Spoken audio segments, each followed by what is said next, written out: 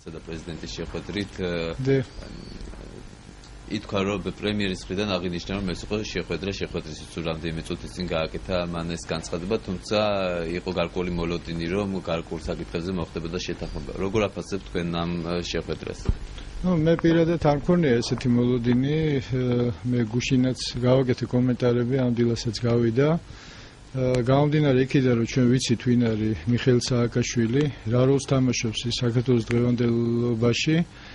მე ვფიქრობ, რომ მოსაოდნელი ბევრი არც არაფერი არ იყო, მაგრამ მეორე მხრივ ჩვენ არ აგვაქვს უფლება, რა თქმა უნდა, რომ ნებისმიერი მინიმალური შესაძლებლობაც კი არ გამოვიყენოთ იმისათვის, რომ არ იყოს რაღაც ტიპის რყევები ქვეყანაში.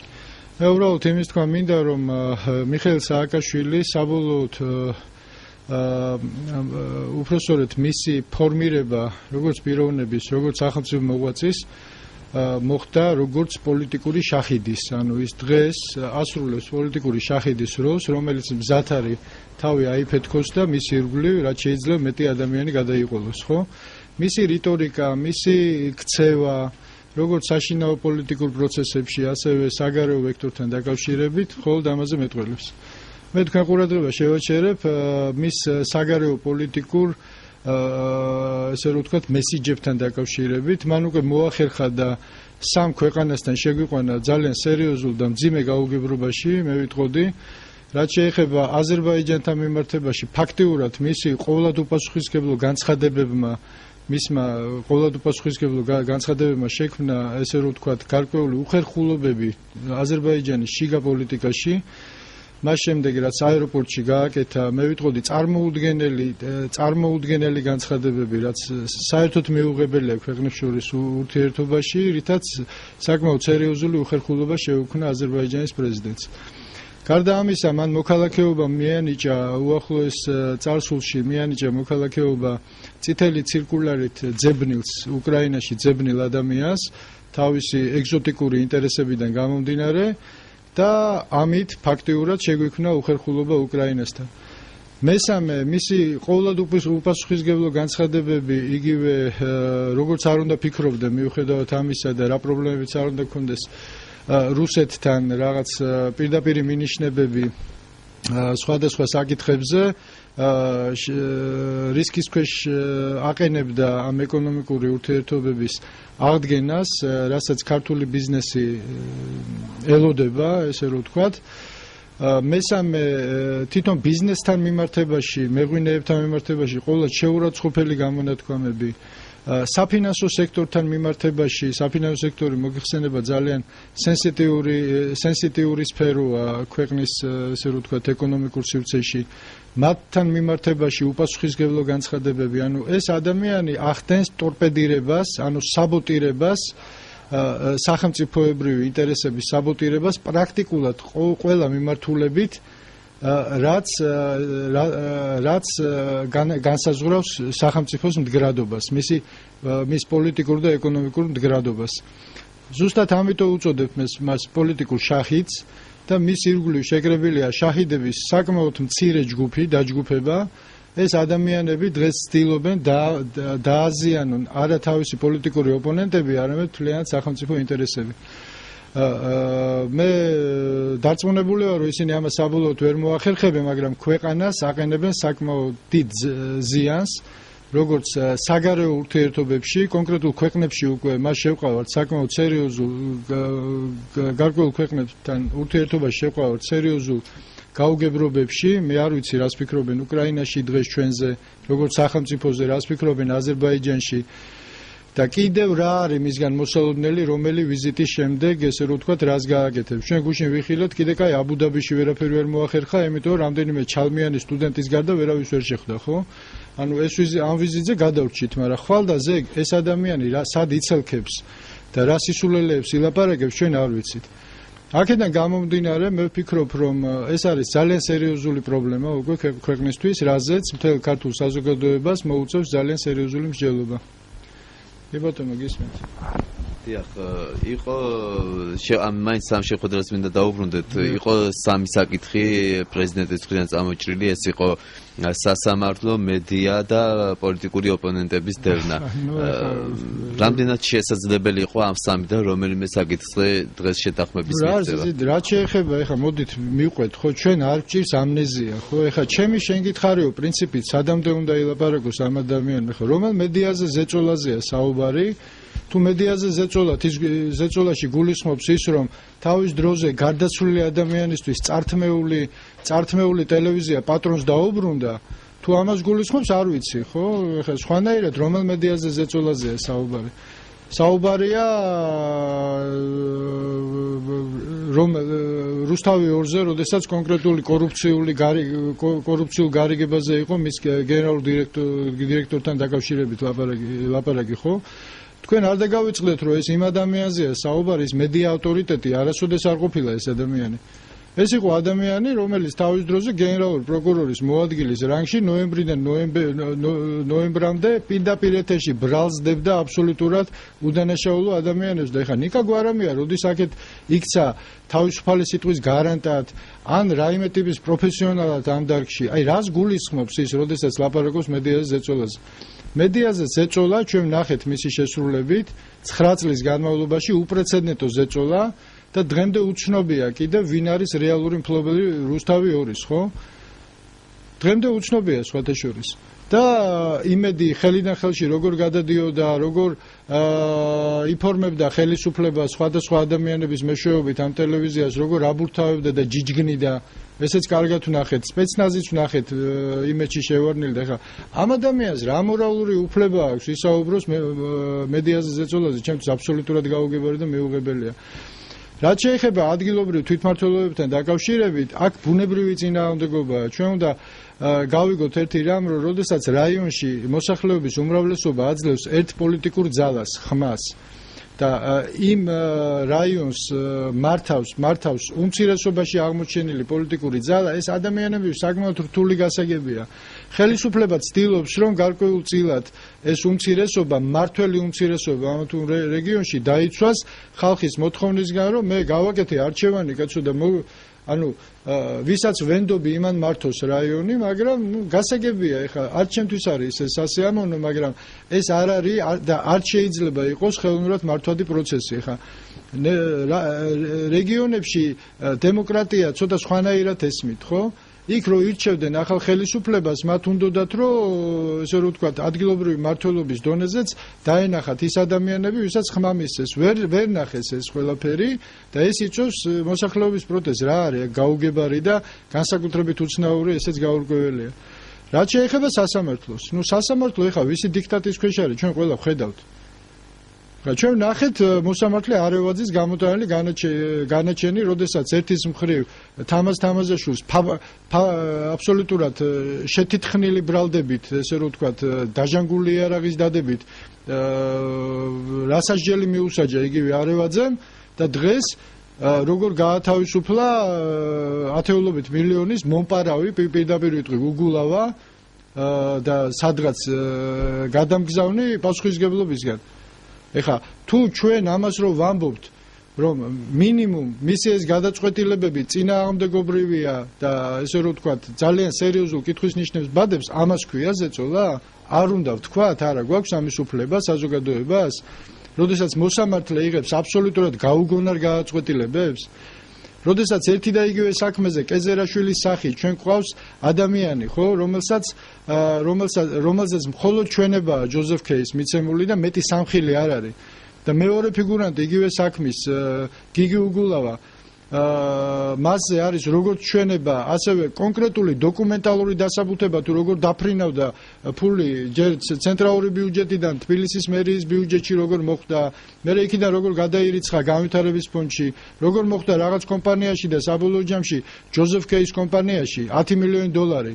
ხო, ეს რო დოკუმენტალურად საბუთდება, ორივე ტიპის სამხილია მასზე და მას ათავისუფლებენ და კეზერაშვილს პატიმრობას უსჯიან. მე მითხარით, ხო, აი ეს მოსამართლე არევაძე რით ხელმძღვანელობდა, როცა ეს გადაწყვეტილებას იღებდა, ან რით ხელმძღვანელობდა, როდესაც იგივე თამაზ თამაზაშვილს ვახსენებ, ესე რომ თეთრი ძაფით ნაკერ საქმეზე ეს მრავალწლიან სასჯელს რო უჯიდა. არ გვაქვს ჩვენ საზოგადოებას მოსამართლეს დაუსვათ კითხვა? რა არის ესეთი, რა ინდულგენცია აქვს მოსამართლეს, რომ ჩვენ თუნდაც სიტყვიერი პროტესტის უფლება გვაქვს წართმეული თურმე და ეს აღიქმება ზეწოლად, ხო? ეს ითქმება ყოველთვის ეს კითხვები დაისმევა, როგორც არ უნდა აწუხებდეს ვიღაცას და კი ბატონო, თუ ზეწოლაში ჩამითვლიან ამას ჩამითვალონ. საზოგადოება იმისთვის არსებობს, რომ მას ყოველთვის კონდეს ზეწოლა უსამართლობაზე, ძალადობაზე და ესეთი ტიპის თავხედურ გადაწყვეტილებებზე, როგორც ზოგიერთი მოსამართლე იღებს დღეის მდგომარეობით. კი ბატონო. ბატონო, წახან თქვენ განაცხადეთ, რომ არ არის ცნობილი სად რა განცხადებას გააკეთებს, სერიოზული პრობლემაა და ამაზე საზოგადოებას მოუწევს იმსჯელოს. რა და კონკრეტულად იმსჯელოს რაზე? ანუ არა, ჩვენ უნდა ვიმსჯელოთ იმაზე, რომ როგორ დავიცვათ თავი, მთლიანად საზოგადოებამ, ქართულმა სახელმწიფომ, თუნდაც დღევანდელ ხელისუფლებასაც მოუწევს ამაზე მსჯელობა, როგორ დავიცვათ თავი, როგორ გავემიჯნოთ ამ ყოველად საქციელ წამხდარი ადამიანის აბსოლუტურად არაადეკვატური განცხადებებისგან, ხო? ის რაც შექმნა მან აზერბაიჯანთან ურთიერთობაში რამდენიმე დღის წინ ის პრობლემა, მე ვიცი ზუსტად ძალიან კარგად ვიცნობ აზერბაიჯანის, ესე რომ ვთქვათ, ელიტას, როგორც პოლიტიკურს, ასევე სხვა ტიპის, მათ შეუქმნა უზარმაზარი პრობლემა თავისი ამ განცხადებებით. ძალიან დიდი უხერხულობა შეუქმნა პირადად პრეზიდენტ ალიევს, ხო? იგივე, როდესაც წითელი ცირკულარი ძებნილ ადამიანს, ესე რომ ვთქვათ, მოქალაქეობას აძლევ, მხოლოდ იმიტომ, რომ კონსტიტუციის მეშვეობით, კონსტიტუციის ძალით კრიმინალი დაიცვა და ესე რომ ვთქვათ, არ წარმოგეშვას მისი გადაცემის ვალდებულება, ეს არ აფუჭებს უკრაინასთან ურთიერთობას. ან როდესაც ძლივს ესე რომ შეკოწიწებულ ეკონომიკურ ურთიერთობებს, კაი, რუსეთთან სხვა პრობლემები გვაქვს და პირდაპირ ბრალსდებს, რომ 1-2 კაპიკი გადაუგდე იმ ჩინოვნიკს, მეტი არაფერი არ უნდაო რუსო. აი ესე რომ იწყებ და რითაც ფაქტიურად პროვოცირებას ახდენ, ისეაც არაკეთილგანწყობილი მხრიდან, რომელიც ისეაც ეძებს მიზეზს, რომ როგორ ჩაშალოს ეს მოლაპარაკებები, ესე რომ სატოპკეს უწევ, რომ იგივეთი გიპასუხოს. ეს პასუხისგებელი ადამიანის განცხადებაა, სახელმწიფო მოღვაწის განცხადებებია ეს ყველაფერი. მე ვფიქრობ, ამაზე უნდა ვიმსჯელოთ და უნდა შევაკავოთ ეს ადამიანი ჩვენ, ის უკვე აბსოლუტურად არაადეკვატურია. საფრთხეს წარმოადგენს უკვე მთლიანად სახელმწიფოს მიმართ. ის არის პოლიტიკური შაჰიდი, კიდევ ერთხელ ვიმეორებ, რომელიც მზად არის და ამით გვემუქრება მთელ ქართულ საზოგადოებას, რომ მე მზად ვარ თავი ავიფეთქო და გადაგიყოლებთ რაც შეიძლება ბევრ ადამიანს ჩემთან ერთად. ამას გვეუბნება თავისი ყველა ქმედებით. ანუ შანტაჟს გვიწყობს მთელ საზოგადოებას, ხო? და ეს იაფასიანი მისი მოგზაურობები ელექტრომობილით კიდე. და ღმერთმა უწყის რა ისტორიას კერავს ამასთან დაკავშირებით. ბატონო, თქვენ აცხადებთ, რომ არის არაადეკვატური პრეზიდენტი. მე მგონი, მე ვთვლი, რომ ის აბსოლუტურად თავრობაში არსებობენ ადამიანები, რომლებიც ასევე თქვენსავით ფიქრობენ.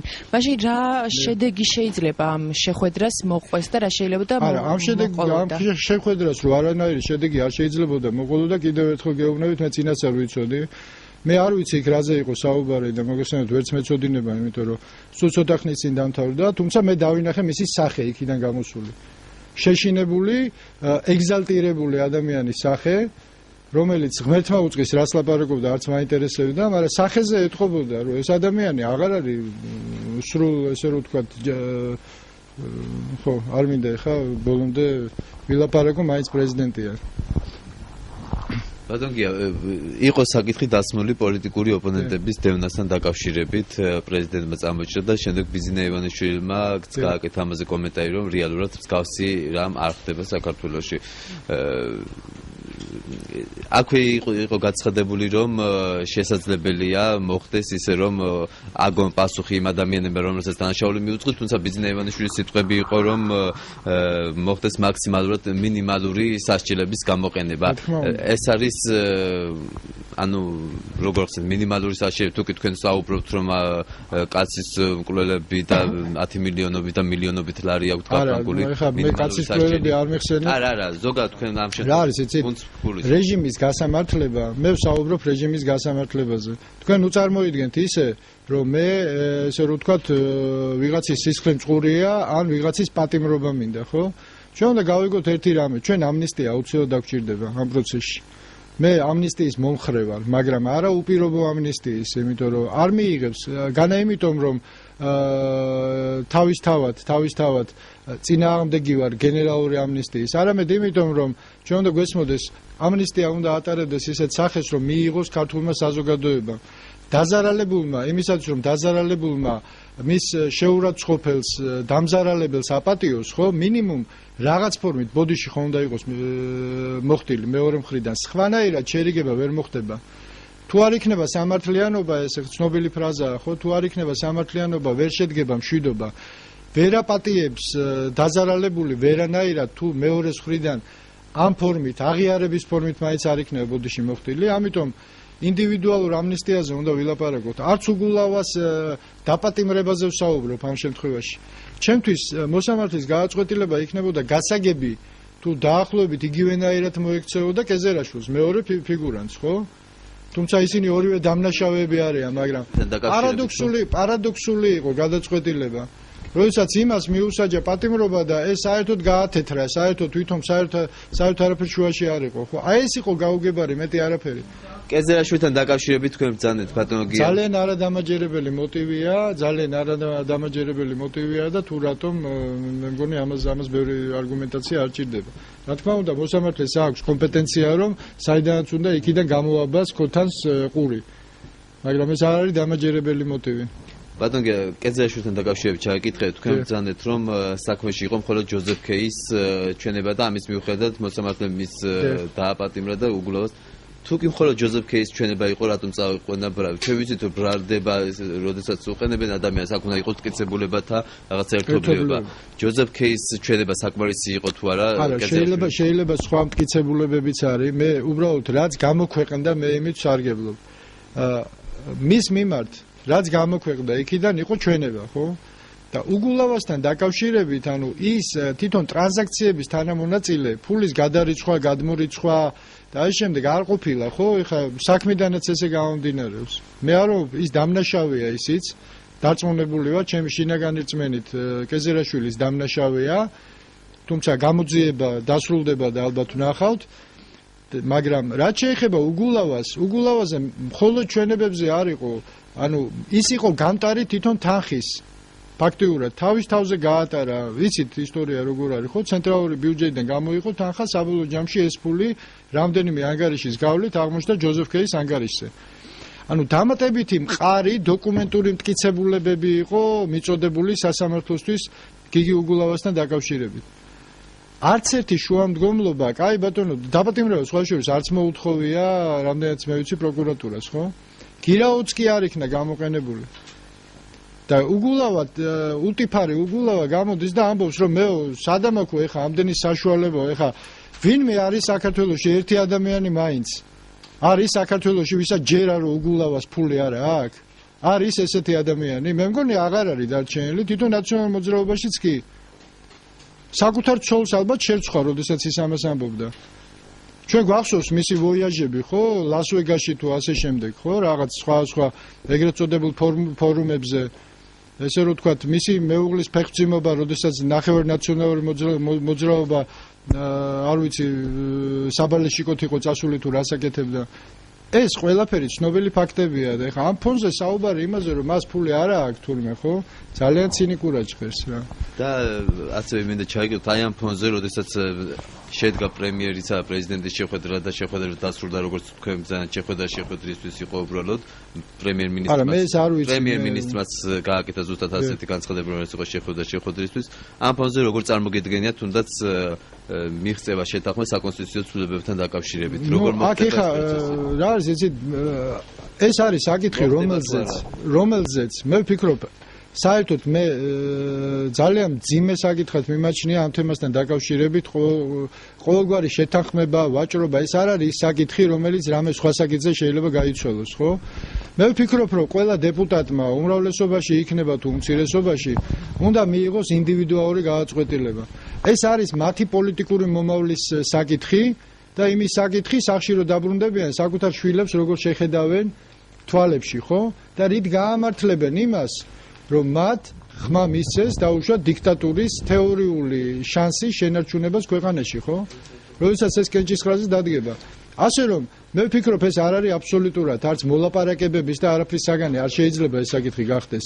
უნდა შევიდნენ და ყველამ საკუთარ სინდისთან დარჩენილმა უნდა დააჭიროს იმ ღილაკს ხელი და რაც თავარია პასუხი უნდა აგოს იმაზე, იმის შედეგებზე რა გააწყვეტილებასაც მიიღებს. ეს არის წყალგამყოფი, ამაზე ითქვა და მე გავიმეორებ ამას.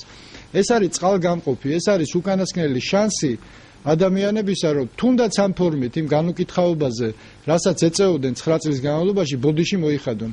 ეს არის ბოდიშის ერთ-ერთი ფორმა, რაც ქართულმა საზოგადოებამ შეიძლება მიიღოს. და თუ ისინი ამას არ გააკეთებენ, მე ვფიქრობ, ისინი მოისწრაფებენ საკუთარ პოლიტიკურ დასასრულს, მეტი არაფერი. ბატონგია, თქვენ ანუ არ თვითონ პრემიერიც არ ანიჭებს ამ შეხვედრებს დიდ მნიშვნელობას. ანუ ამბობთ, რომ ესეთი შეხვედრები არ უნდა შედგეს და არა, მე არ მithქვამს ეგა, რატო არ უნდა შედგეს? ყოველთვის უნდა შედგეს. იმიტომ რომ თუნდაც მე ვთვლიდე, რომ ეს შეხვედრა არაფრის მომტანი არ არის, თუ მინიმალური შანსი მაინც არის, რომ იქ რაღაცა ადეკვატური ქვეყნისთვის სასარგებლო გააწყვეტილება გამოიტანო იქიდან, შეხვედრა მაინც აუცილებელია. მე არ ვამბობ, რომ შეხვედრა ცუდია, ეს შეხვედრაც პოზიტივია თავისთავად, მაგრამ ნუ შედეგი არ არის, ეს არის მთავარი, ხო? ამ შეხვედრას აზრი ქონდა ერთი მიზნით, რომ გამოსულიყო იქიდან მიხეილ სააკაშვილი და ეთქვა, რომ ამ კონსტიტუციურ ცვლილებასთან დაკავშირებით ჩვენ პრობლემა არ გვაქვს, ამას რა თქმა უნდა ვეთანხმებით, მაგრამ ჩვენ გვაინტერესებს კიდე სხვა საკითხები. კი ბატონო, ეს იქნებოდა კონსტრუქციული და გასაგები. მით უმეტეს, როდესაც უმრავლესობა ეუბნება მათ, რომ კი ბატონო, გინდათ ევროპული არჩევანი, ევროპა ჩავდი, კი ბატონო, ვიმჟელოთ ამაზე, ხო, უარი ხო, არავის არ უთქვამს. მაგრამ ამ ორი საკითხის გადაბმაა გაუგებარი, ხო, ეს არის თავის ფასით, თავის ღირებულებით ფუნდამენტური სხვა საკითხია. ყველა სხვა საკითხზე წინააღმდეგობა ეხა არჩევანთან და ევროპულ არჩევანთან დაკავშირებით ისეაც არ არის. ეხა ღია კარის მტრევა იმისათვის, რომ შენ რაღაცა მიზეზი ნახო, რომ რაღაცაზე ხელი არ მოაწერო, ხო? ეს ძალიან მძიმე თამაშია ქვეყანაში. ასე რომ ძალიან მარტივად არის საქმე, ხო? ეს კენჭისყრა შედგება, ყველა გააკეთებს ინდივიდუალურ, მე ვიტყოდი არჩევანს, ხო? თუ ვინმეს არ უნდა, რომ მიმავალ მიხეილ სააკაშვილს შახიდ მიხეილ სააკაშვილს, რომელიც თავის აფეთქებას აპირებს, ხო? თავის გვერდზე რაც შეიძლება ბევრი ადამიანი გადაიყოლოს, ხო?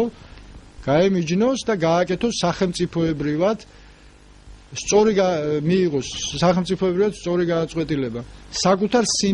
საკუთარი სინდისის წინაშე, ამ ქვეყნის მომავლის წინაშე. აი ეს არის სწორი. თუ პიროვნებები არიან და თუ უბრალოდ მიხეილ სააკაშვილის შახიდის ქამრის შემადგენელი ნაწილები არიან, ესეც მათი არჩევანია, კი ბატონო. თუ შეიძლება ეკონომიკაზე გკითხავთ, პრეზიდენტი საუბრობს ბოლო პერიოდში ეკონომიკურ სტაგნაციაზე. ნუ ეხა სისულელე, ეხა როგორ შეიძლება სისულელეებზე კომენტარები რა, ეხა ნახეთ სტატისტიკა, ხო? საბიუჯეტო პროცესი მიდის უკეთესად, ვიდრე მიდიოდა შარშან ანალოგიურ პერიოდში. ფინანსური კრიზისის არანაირი, ესე რომ ვთქვათ, ის საფუძველი არ არსებობს. ღვთისმშობლის სამუშაოები მიდის უპრეცედენტო, რომელიც არასოდეს წინა ხელისუფლებების დროს არ ყოფილა ქვეყანაში. სოფლის მეურნეობის დიდი მასშტაბური პროგრამა იწყებს მუშაობას. ეხლა სტაგნაცია იცით ვისა აქვს? სტაგნაცია აქვს იმ ბიზნესებს, რომლებიც მიკერებულები არიან მიხეილ სააკაშვილზე, მასთან ერთად მუშაობდნენ, მის სალაროს ავსებდნენ. ეს ადამიანები დაძაბულები არიან ეხლა და ინფორმაციასაც მიხეილ სააკაშვილი იღებს მათგან. გვარები არ ჩავამართლევინოთ, ეხლა ყველა მიცით ვინც არიან და ისინი წუწუნებენ მიხეილ სააკაშვილთან და მიხეილ სააკაშვილი ახმოვანებს მათ. ძალიან მარტივად არის საქმე ეხლა. ეგერ არის სტატისტიკური მონაცემები და ნახეთ. ერთადერთი რაც შეიცვალა გადასახადების სტრუქტურაში მცირე და საშუალო მეწარმეობის წილი გაიზარდა. ეს რას ნიშნავს? იცით, ეს ნიშნავს იმას, რომ ადრე თუ მონოპოლიები და ოლიგოპოლიები, კარტელები ავსებდნენ სახელმწიფო ბიუჯეტს. ეხლა სივრცე ბიზნესის გაიხსნა, გადასახადები დარჩა, იკრიფება იმაზე არანაკლები და რიგ შემთხვევაში მეტი ვიდრე იკრიფებოდა და უბრალოდ სალაროში ფული დღეს შეაქვთ მცირე და საშუალო მეწარმეობას. საერთოდ რო ვიცოდეთ ყველამ, ხო? ქვეყნის ეკონომიკის ერთ-ერთი ძირითადი ინდიკატორი არის საშუალო მეწარმეობის განვითარების დონე. მსხვილი ბიზნესი არასოდეს არ განსაზღვრავს ქვეყნის გრძელვადიან სტაბილურობას, იმიტომ რომ სოციალურ სფეროსაც უკავშირდება. ამაზე ლაპარაკი შორს წაგვიყვანს, მაგრამ ყველა პარამეტრი დღეს არის უკეთესი ვიდრე იყო. საინვესტიციო აქტივობა შემცირებულია, კი ბატონო, მაგრამ შემცირებულია დროებით და მხოლოდ იმ მიზეზით, რომ ის ადამიანები, რომლებიც იყვნენ ბიზნეს გარიგებაში ხელისუფლებასთან, დღეს არიან დაძაბულები, იმიტომ რომ მიაჩნიათ, რომ მათი მაშინდელი ქმედებები ფორმალური სამართლის გაგებით იყო დანაშაული და ბუნებრივია, რომ ისინი ხედავენ გარკვეულ რისკებს იმისათვის, რომ გააგრძელონ ინვესტირება. მე ვფიქრობ, ცოტა ხანში ისინი დაწყნარდებიან და იმუშავებენ არა მიხეილ სააკაშვილზე, არამედ ქართულ სახელმწიფოზე. მე ვფიქრობ, ეს დრო ძალიან მალე დადგება. და ბატონო, ინფორმაცია გავხსნა გუშინ თვარდები, რომ 600 მილიონი გარღვევა არის ბიუჯეტში. ნუ ეხა ამაზე მოდით რა ფინანსთა მინისტრი გააკეთებს 600 მილიონი გარღვევა კი არ არის.